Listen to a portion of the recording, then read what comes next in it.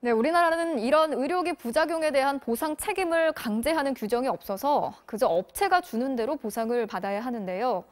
그렇다 보니까 다국적 업체들이 우리나라 환자들에게만 보상을 제대로 해주지 않는 경우가 많다고 합니다. 이어서 곽동건 기자입니다.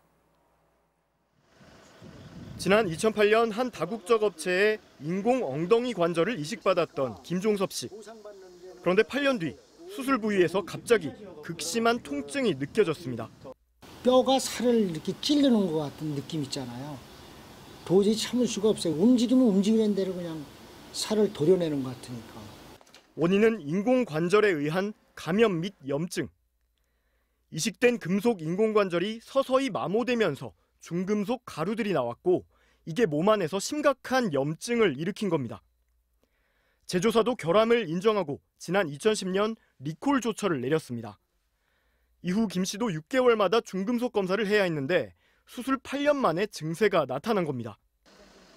하지만 김 씨가 받은 보상은 인공관절 교체 수술 비용과 한 달치 입원비뿐이었습니다. 나머지 2달치 입원 치료비와 1년간 제대로 걸을 수 없었던 피해에 대한 보상은 지금껏 받지 못하고 있습니다. 확인하고 다시 연락드리겠다고 그러는 게 고자금을. 우리가 뭐 얘기가 돼야죠. 본사 직원들을 만날 수도 없고 통화도 안 되고. 반면 이 다국적 업체는 미국에선 부작용 보상과 별도로 이식 환자 모두에게 1인당 2억 원이 넘는 보상금을 지급했습니다. 미국은 의료기기 업체의 보상 책임을 분명히 하고 있기 때문입니다.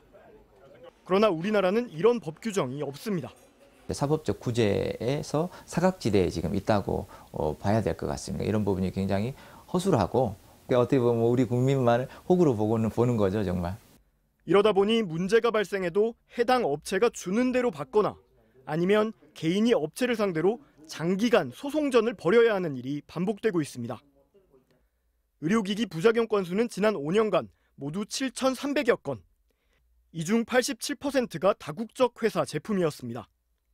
식약처는 이제서야 다국적 의료기기 업체의 부작용 보상 책임을 제도화하는 방안 등에 대해 용역 연구를 의뢰한 상태입니다.